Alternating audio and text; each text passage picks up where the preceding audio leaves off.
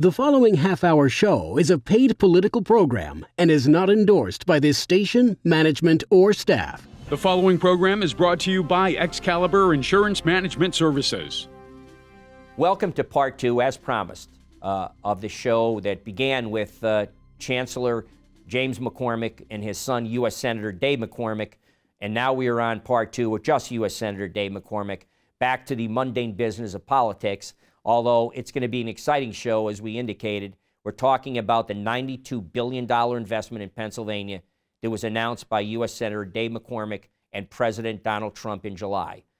Great tidings for Pennsylvania's future, not only in energy, but in jobs, industrialization, and all the things that come with that. So we have a lot of good things to talk about today. This is the Volpe Report, a weekly news and political interview show examining the latest local, state, and national issues with Chuck Volpe. Insightful, informative, controversial. The area's premier political talk show, the Volpe Report. Welcome to part two of the show that began with the interview with, of course, our United States Senator and my good friend Dave McCormick, who's here not in his official capacity today, although he kind of is. It's really, he's here to honor his father and the rededication of this great academic center at Bloomsburg University, named after the McCormick family, named after his father. And of course, I'm sure you all heard in part one the enormous contributions that his dad has made, not only to just higher education, but cultural life in Pennsylvania, and public service in Pennsylvania. So now we turn to part two, and Senator, the more mundane aspects of politics and your day job, so to speak. Beyond being a proud son. Beyond being a proud son, no doubt, and you should be. The first part of this show is, or the second part now is this show, I want to talk about in July, when we were all off, including me, in summer places, and you were still hardworking for the taxpayers of Pennsylvania and the country. You, along with President Trump, at Carnegie Mellon University, had an innovation summit. The end game of which was to announce $90 billion, would it be, that was going to be earmarked to come to this state for innovation in energy, artificial intelligence, data centers, shipbuilding and hydroelectric power and dams and nuclear power and all of that to tap the unbelievable potential of Pennsylvania. So with that as the open, and you can run as long as you want, I'll get into some of the specific projects, but please talk about, and I've already in part one credited your wife who gave you the idea for the innovation. Right. So well, Dina, wherever you are, like all good things in my life, it started with Dina. Yes. Dina had the idea that we should do an energy summit of some kind. And right after I won, I called President Trump and I said, Mr. President, he was very generous, said, how can I help you? Right. You know, you were the only swing state that won. Pennsylvania was 7 swing states. He won all 7.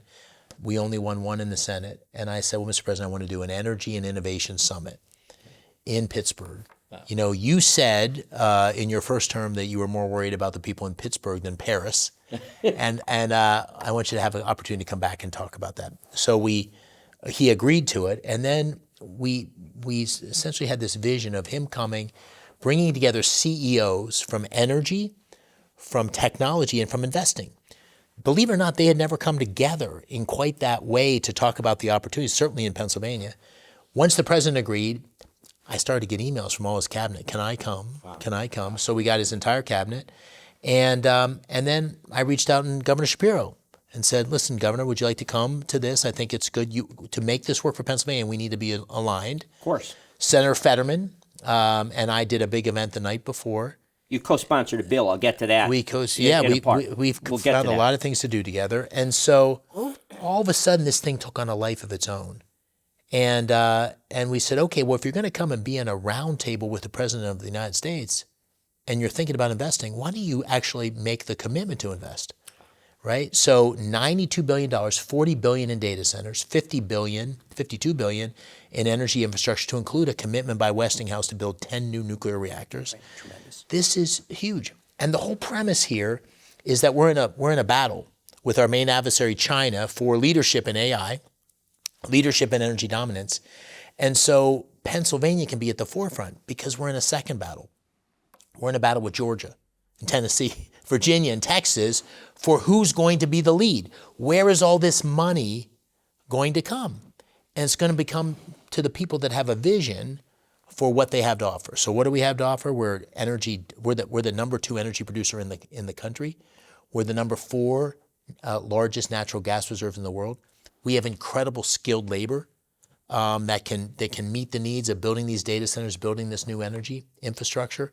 And we have incredible universities, which is why we hosted it at Carnegie Mellon. We have University of Pennsylvania, Penn State, we have Drexel, we have University of Scranton, where you went. We have incredible universities, academic institutions.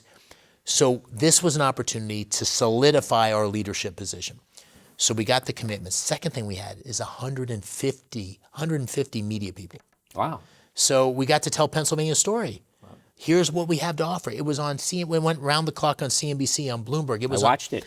Every newspaper in Pennsylvania, every major newspaper, above the fold, front page, Pennsylvania, right? Scranton Times. In fact, as I recall, I reached out to you this summer. I saw you on Sunday on Fox talking about it, which is why sometime when I'm down at my summer home, I get out of sight, out of mind. I stay clear from newspapers for a little while. A luxury you don't have, by the way. I don't. I do. And I said, oh my God, I missed this. And I, of course, reached out. It was unbelievable. And then the final thing is, and this is what got President Trump there, I believe. This is what we promised.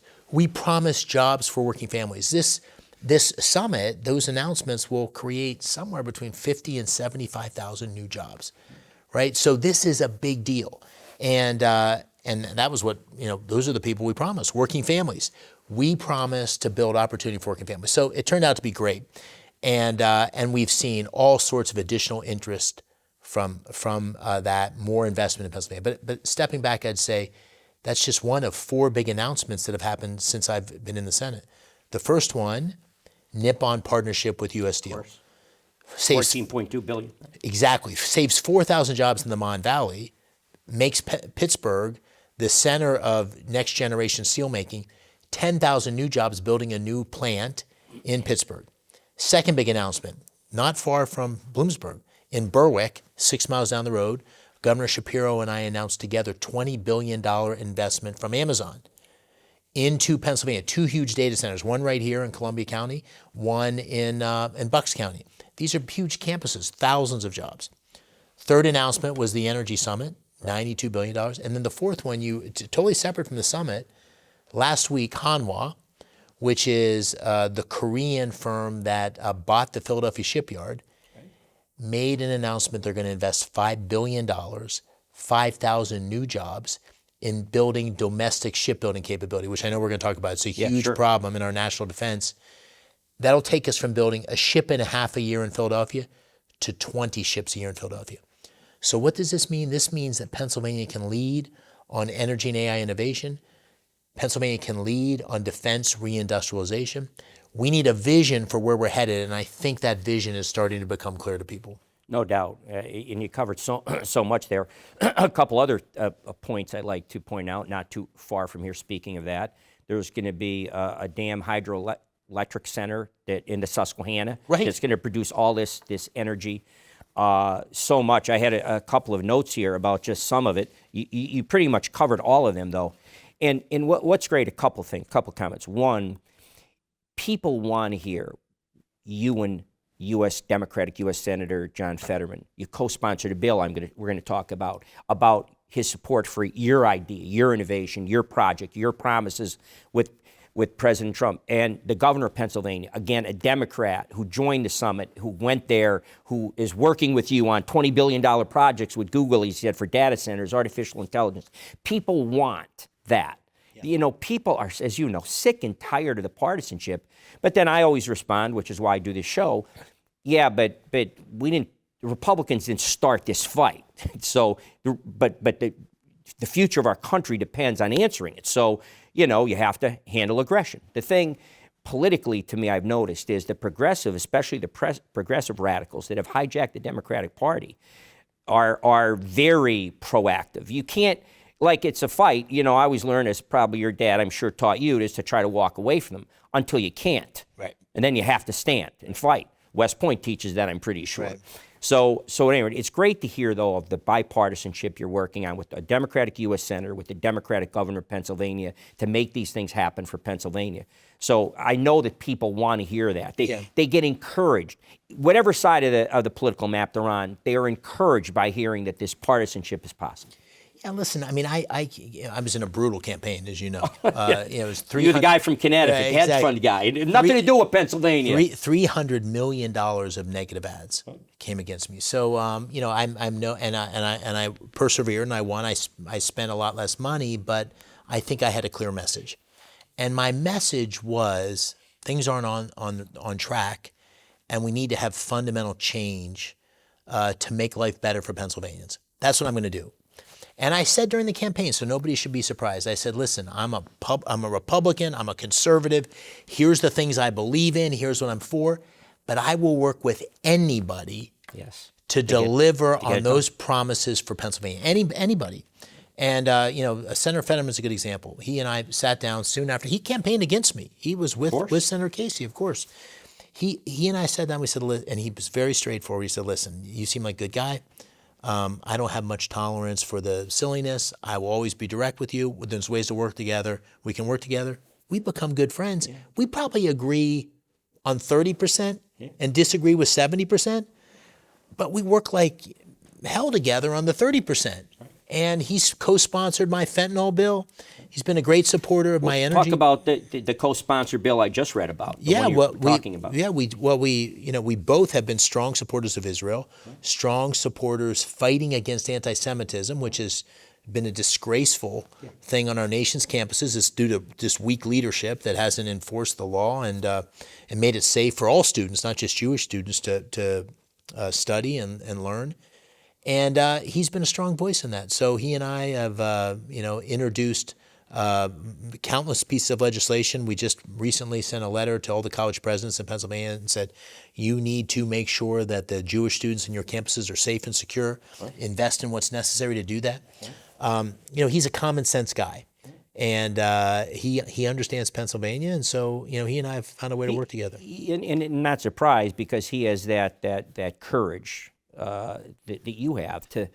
He has been brutalized by the left of his own party. Yeah, like personal, not just public policy or we disagree with you shouldn't be doing this.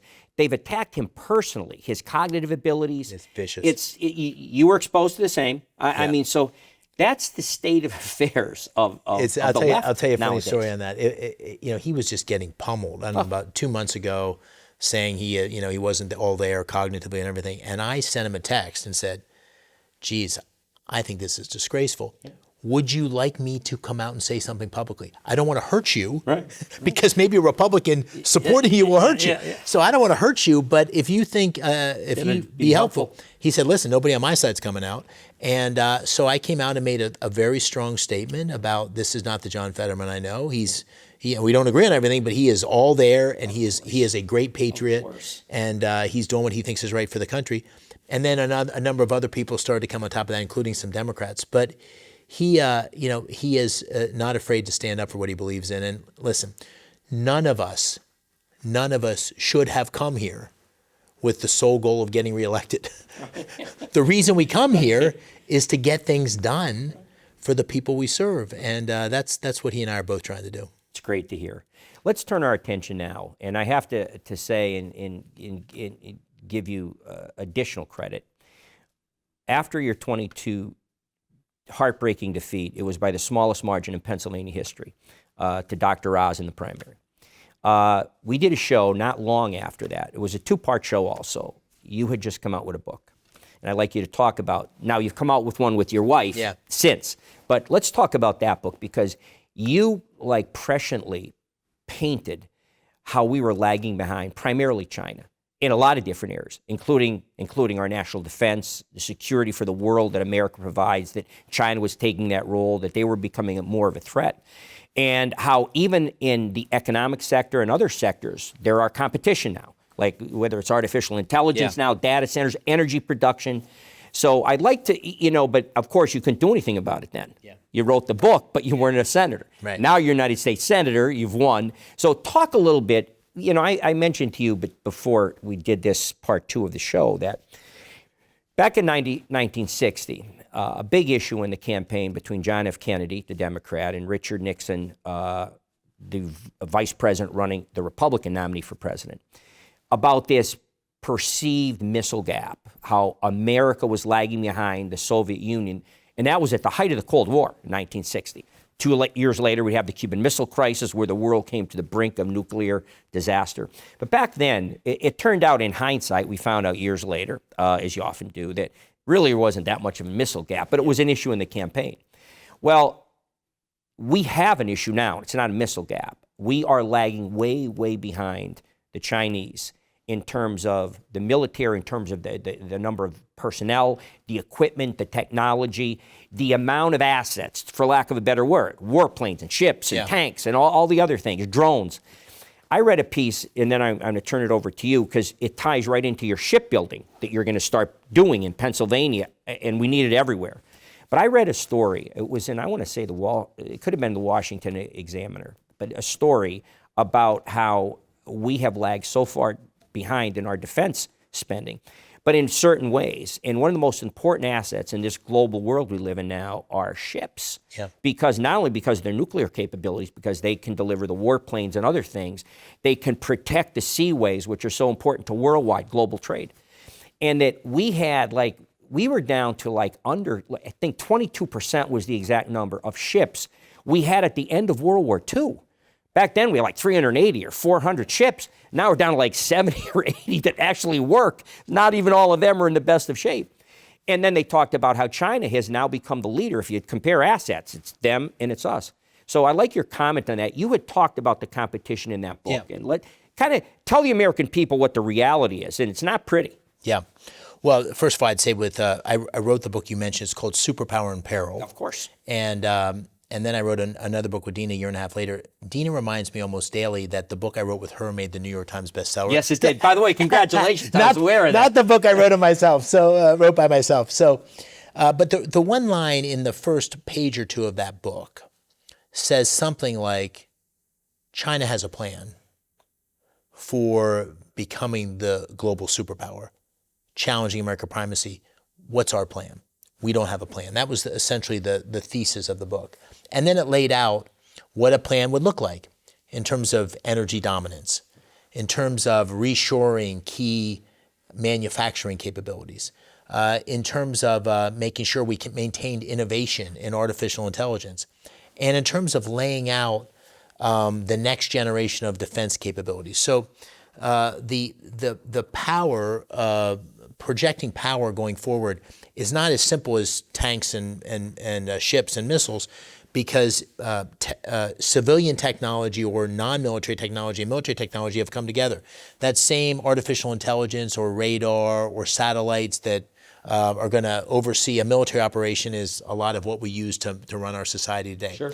So economic power, innovation, military power, technology are all part of the same thing now. And America needs to remain at the very forefront of that.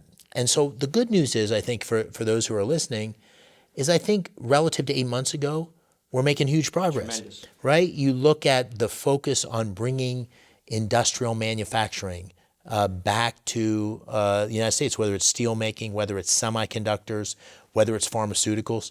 It's been a huge focus of President Trump's policies. The effort to secure our border, which was creating huge national security risks. There were President Biden's administration released the fact that there were hundreds of people that had crossed into our border that were on the terrorist watch list. We had people from all over the world. It wasn't just from South America or Central America. It was from Tajikistan and from the Middle East that were coming into our country. The effort that's been made to rebuild our military. There's a huge investment. We just passed the One Big Beautiful Bill. The One Big Beautiful Bill had $150 billion of new defense spending in there to do things like rebuild our ship building capability. I had mentioned the Philadelphia shipyard before. Just to put in perspective, we have about 3% in America of domestic shipbuilding capability. We have to buy our ships from other places. What's happening now is a reinvestment in submarines, in ships, in artillery, like in Scranton. The Scranton ammunition is. I know you were just there. It's going around the clock. because the 155 munitions are a key part of it.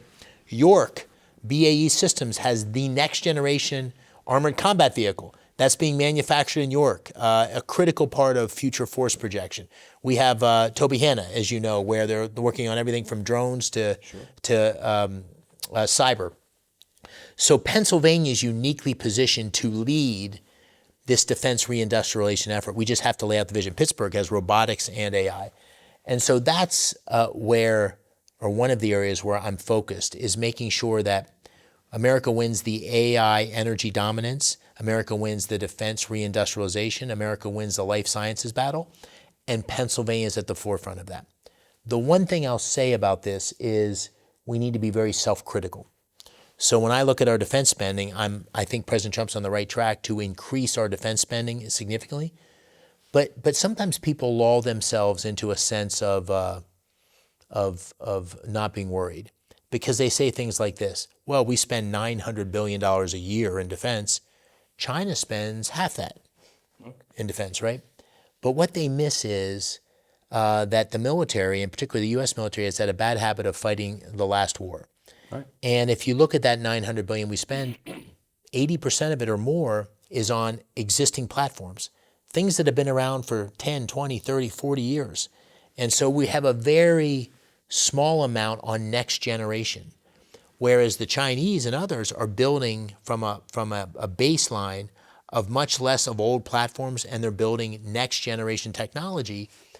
That's the nature of warfare is changing dramatically. We see that in Ukraine with the swarms of drones. We see that with the next generation technology in the South China Sea. I'll give you one example. A new aircraft carrier, which I think we need more of, costs about $15 billion to build. You can buy 1,000 drones for $1 million a piece. A lot less than that, but you can buy 1,000 from. So you have $1 billion on drone capability. Those drones can take down a $15 billion carrier. So the nature of war is changing really quickly.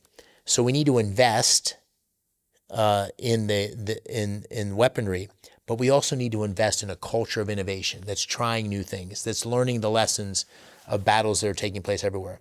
And we need to be ready, because I hope that we'll only have the good scenario. I hope things will break in the right way.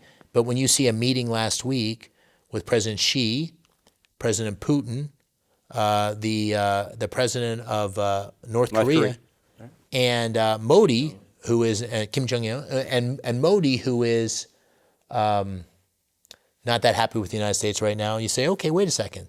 You know, this is not the alignment that we want. We need to be vigilant. No doubt. And since we are, believe it or not, running short in time, I have to talk about, I remember you had a phrase that stuck with me. I'd heard it before, but it had been a long time. And in one of our interviews, it's got to be a year or two ago, you made a reference to it's the canary in the coal mine. Well, you recently were the canary. You recently were in the coal mines, watching coal be extracted and how it was done. So talk a little bit about that. That's something I and most people, I'm going to guess, have never experienced out in the Pittsburgh area. So talk about that. It was an incredible experience. So, you know, starting point is, I said two things on the campaign. I said I'm for all forms of energy, whether that's wind or solar or natural gas or nuclear or coal. What I'm not for is subsidies. I'm not for the subsidies that distort the market and so forth. So we have a huge coal industry. We're one of the top 3 or 4 coal producers in the country. We're a net exporter of coal to many places around. Many of our plants here in Pennsylvania. And coal technology has evolved where it's becoming increasingly clean, and we're very dependent on coal, particularly for metallurgical coal that we use for steel production. So we have those big coal reserves both in northeastern Pennsylvania, around Pottsville, Schuylkill County. We also have them out in the West. And so I went into Core Natural Resources, which is the old Consol Energy. Okay. This is one of the biggest coal mines in the country. And I went down 1,000 feet. Wow. And then you really went. And then 4 miles on a trolley underneath the ground. And I met with a bunch of miners there. And I say, number one, these are God-fearing, America-loving patriots who are working on behalf of our country. They're big supporters of me. They're big supporters of President Trump because we've given them a line of sight on how their industry and their opportunity for the future is going to be there. Second thing is the technology is unbelievable. You're down there with these huge shearing machines that are carving off tons of coal. And then pushing it out, and we follow the coal out of the ground onto a train out to the harbor where it goes on ultimately to Baltimore, and it's incredibly sophisticated, incredibly safe in terms of the steps they've made, and a really important part of America's future. So it was great to do it and meet these guys firsthand and Americans. Exactly. Yeah, no doubt about it. You know, we're out of time now, Senator, but I'm wondering, I'll have to ask the people at Fox Studios when they're putting this show together.